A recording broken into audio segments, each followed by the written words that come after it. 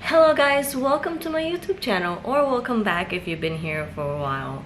I'm gonna start making some long form videos, and this series is gonna be how to crochet.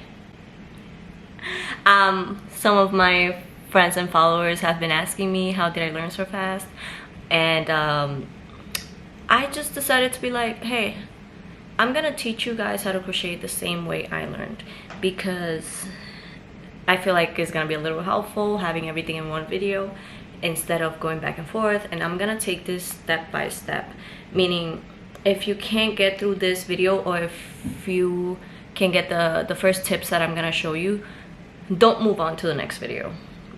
Make sure you're comfortable with what I'm about to show you, what I'm about to teach you, and then we can move to the next one. That way it won't be so overwhelming, because that was my issue, and I will tell you some of the mistakes that I made when I first started and what helped me. So let's get started, and let me know if you guys have any questions, anything. I will link the things that I use down below, my favorite crochet starter kits, and the hooks and everything that I use, and everything else to grab. And for plan, so the first thing I'm gonna show you guys, or I'm gonna teach you, is how to hold your yarn, the best yarn to use to start with, and the hook size, because those three things I didn't know, and it was very frustrating for me to start learning, but I didn't give up and I kept trying, and I learned what worked for me, and hopefully this also works for you. If it doesn't, then you can go change your hook size or change your yarn, whatever you feel comfortable with. When I first started learning how to crochet, I used this type of yarn, which is fine, but it's, as you can see, it's like very thin, so it was harder for me to see the stitches. And then I moved on to this yarn, which is very bulky. It's like a blanket Bernat yarn. It's hard to work with, I feel like, when it comes to learning, so I moved down to right in the middle, which was this one. This is a size, this is Bernat Chunky size 6. This is the brand. This is the brand. But any size you could find that's around this size, will work perfectly fine. Okay, so now I'm so excited. I'm so excited. So you're gonna need some scissors, some cute little scissors, whatever you have, and of course you're gonna need some hooks. These are the hooks. If you can see, these are the sizes of the hook. The higher the number, the bigger the hook is gonna be. When I first started, I started with a size 3.5, and it was also hard because I didn't know how to hold the hook. I didn't know anything. So I feel like if you start with a size 4.5 or 5, that'll be good. You have more control over it, and then you see where your hook is gonna go. And you're also gonna need some stitch markers. Stitch markers will save your life. And you will also need to learn how to count, because I thought I knew how to count until I started crocheting, because you need to learn to count your stitches, because you don't want crooked projects. These are the stitch markers, and you can eventually just get cute ones like this ones. These are so cute. I have a bunch of these. Yeah, so let's get started. Oh, by the way, this is the first crochet project that I did. I started crocheting when I was 6 months pregnant in 2023. So yeah, it's been over a year. Oh my god, sorry, I was making sourdough. It's been over a year, and this is my issue. The yarn was too small. I couldn't see the next stitches, and it's just, I couldn't count. I didn't count. I couldn't see anything. So yeah, so don't be discouraged. Your first project is a learning curve. Just be patient and try to follow along. So the first thing is, we're gonna get your yarn on your hook, and we're gonna learn how to chain, and just for you to feel comfortable holding your yarn and holding your hook, because that was one of the first mistakes I made. I wasn't comfortable holding my yarn, so I didn't know what to do. Okay, so let's do a slip knot. It's called a slip knot. It's just essentially a knot. So how I like to do is my 2 fingers, you hold it with your thumb right here, and then you just wrap around, and then put this hook down. I just go under this one. I just go under like this, and then you pull this just like that, and then you have your little loop right here, and then you just put your hook in here, and then you pull it tight, and that's your slip knot. One more time, 2 fingers, put my hook down, 2 fingers and your thumb. You're gonna hold your yarn over here with your thumb, and you're gonna loop around, and then when you turn here, you're gonna form like a little X. I'm also showing you guys this way because the next lesson is gonna be a magic ring, and this is the same way I do it. But one more time, thumb, 2 fingers, hold your yarn, loop the working yarn, and form an X right here. You see that? An X. Then you flip your fingers. So now you take the first yarn in front and you put it over, and you just pull down. Take it off your finger and pull down. All right, let's do that one more time. All right, thumb, 2 fingers, thumb, hold it, loop around, form an X, and there you have it. You have 2 strings right here. The first one, you're gonna pick it up, and you're gonna go over it, and you're gonna grab the second one. After you grab the second one, you can let go, and then this is what you have, and then you can pull both like this, and that's your loop, and then you put your hook through.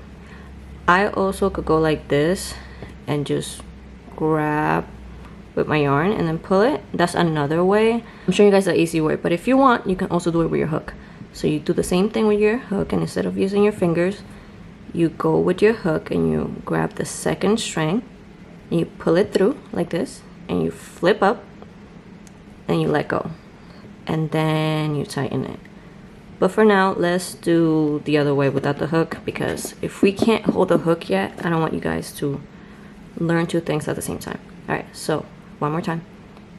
We have your 2 fingers, your thumb, form an X. You have 2 strings.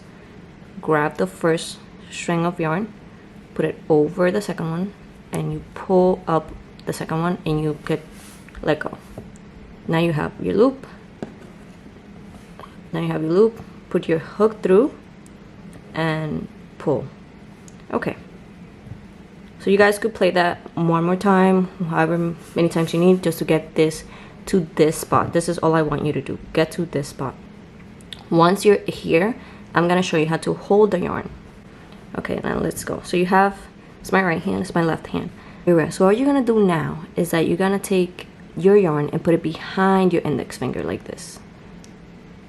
Like this. So you're laying it in the back like this, and then the rest you're covering your 3 fingers, your pinky, your middle, and your ring finger.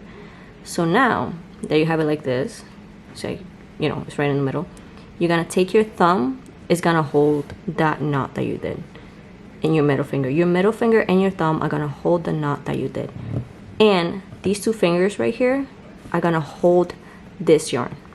So let me show you. This is what I want you to do. So you have your pinky and your ring finger holding the yarn at the bottom, and then you have the middle finger on your hook by the knot and the thumb, and the index finger is pushing away. So this is your tension, is pushing away.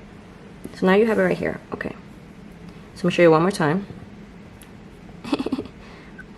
Wrap, take your index finger, put the yarn in the back of it, and close the last 2 fingers, and then your middle finger on the hook with your thumb holding that knot that you made. So you're holding the knot right here. Okay, and put a little bit tension. So don't, you know, don't be like this, like no tension on your index finger. Point that finger, point it like, hey, you over there, like that. Okay, so now this is where we start doing chains. Congratulations, we're going chains. So the way you hold your hook with your other hand is the hook part is gonna be facing up. It's gonna be facing up like this. It's gonna be facing up. Now what you're gonna wanna do while holding your knot with your middle finger and thumb, you're gonna go under the yarn. Under. Let me show you one more time. Don't forget to be pointing your index finger. Point. And you're gonna take your hook. See, make sure that you're not holding it so tight that you can't move it. Make sure you just like lightly, but keep your tension. So you take your hook and go under the yarn. Under. So you're right here, you're going under. and the hook piece is still facing up. And then, okay, let me get closer. So again, you go under right here.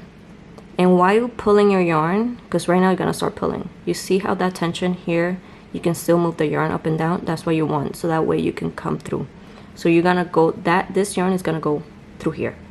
So you go under, and while you're pulling your hook, this part is twisting down, because if you do this, it's gonna catch this one, and we don't want that. We wanna go under, like that. So you're gonna go under, pull. You can sometimes wiggle it to go under, and then boom. That's your first stitch. This is your knot. That's your stitch right here. So we're gonna do that one more time. All right, so you have your pinky, your ring finger holding the bottom of the yarn, then you have the yarn around your index, and you're using your middle and your thumb to hold the knot, right? Now you're gonna take your hook. You see, I'm just like lightly, because if you do this, no, you gotta feel nice with it. Remember to point your finger.